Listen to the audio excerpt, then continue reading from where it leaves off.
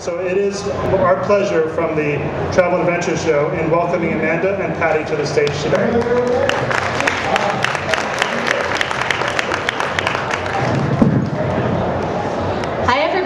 Welcome. Thank you so much for coming here today and for being patient as we were waiting to get started. This is Patty Hodap. I'm the Deputy Editor of Lost Girls World. I am Amanda Pressner, the Executive Editor of the website, and also one of the co-authors of the book, The Lost Girls, 3 Friends, 4 Continents, One Unconventional Detour Around the World. And afterwards we will be doing signings. We'll be answering questions about your trips and your passions and what you want to do with your travel life. So please come meet us afterwards. So what we're going to be doing here today is talking to you about a question that we get all the time through the website and just through meeting other travelers, which is, I love travel. You're walking around these wonderful exhibits, getting ideas for things that you want to do, but then you get back to your desk on Monday and think, well, that's great, but how the heck am I going to fit travel into my everyday life? It's not really in the schedule. I maybe take a week off at a time to do a vacation, but what if I want to take a longer trip? I have passions to do things like volunteer. I want to, hike the Inca Trail. I'd love to dive the Great Barrier Reef, but how am I going to make that work? So Patty and I are going to talk to you today a little bit about fitting travel in with the course of your normal life and making your travel dreams, become a reality. So it was about 5 years that I was sitting right where you guys are, not here in Chicago, but in New York. I went to the Javits Center, and the Travel and Adventure Show back then was called the Adventures in Travel Expo, and I walked around all the booths. I was by myself, and I was beyond inspired and completely overwhelmed by everything that I saw here. There was just so many places that I wanted to go, but I wasn't sure, what's the first step in me actually leaving? I'm 25, I was at the time. Does it even make sense for me to leave? I did study abroad. I backpacked a little after college. Is there a place for this in my life? And at the time, I was working in New York City. I was doing those things all young people think that they need to do to be successful. I was living with 2 of my best friends in Upper West Side in New York. I had gotten what I thought was my dream job.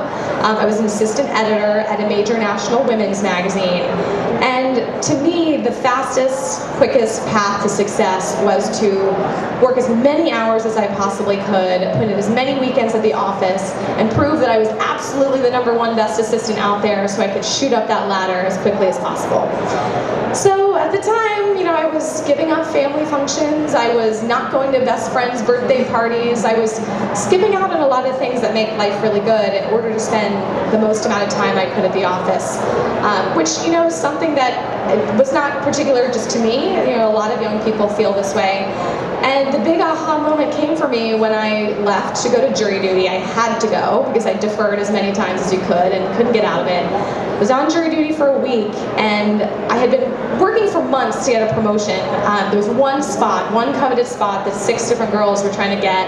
And lo and behold, I got back from that jury duty and found out that not only did I not get the promotion, but I got put on probation, because I was supposed to have come into work after jury duty to finish all my assignments, and somebody who was really truly dedicated would have done it. So a light bulb went off for me, and I said, what the heck am I doing all this for? I've dreamed of travel for so long.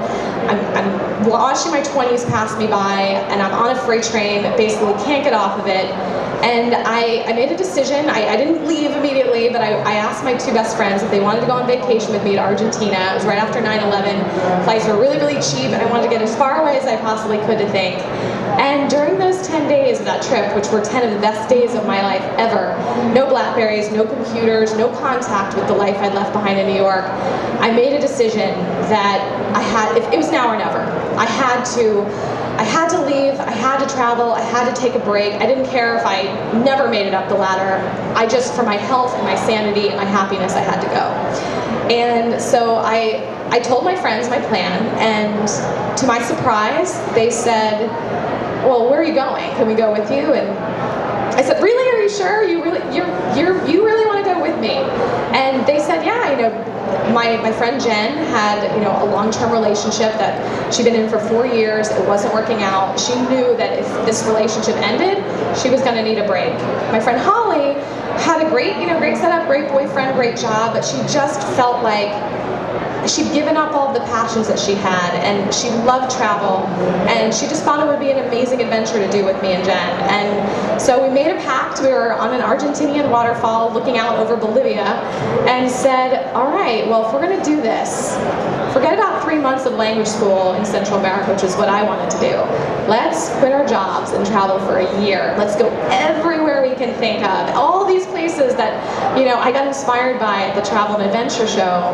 We put on that list, and we narrowed it down, and we took it was about 18 months of planning, but we eventually left and took our around the world journey, which I'm going to share a little bit about that with you in this video.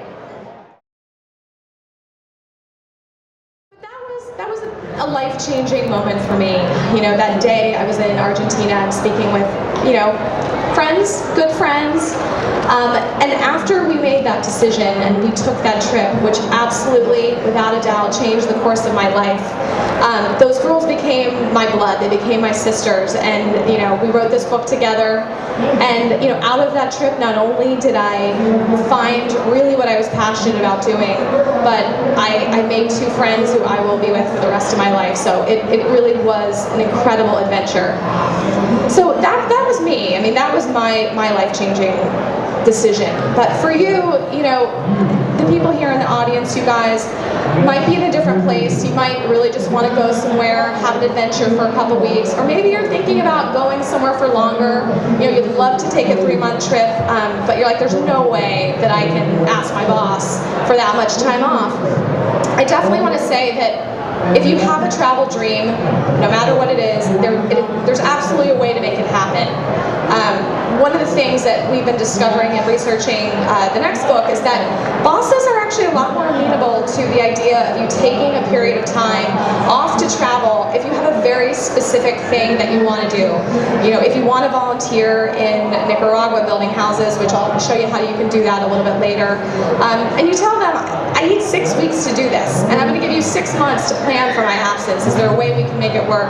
Bosses are definitely open to that. But we also know it's scary to take that first step. It's a little intimidating to think, oh my God, what if I take some time off to travel and my job goes away, somebody else gets hired in my place, my boyfriend doesn't like the fact that I'm leaving for so long and he breaks up with me. I mean, there's a lot of fear that we know that people have, but all of those fears can be addressed, and I can promise you, and Patty can promise you, that travel is one decision that you will never regret. You will never leave and come home and think, gee, I really should have stayed here, in my cubicle.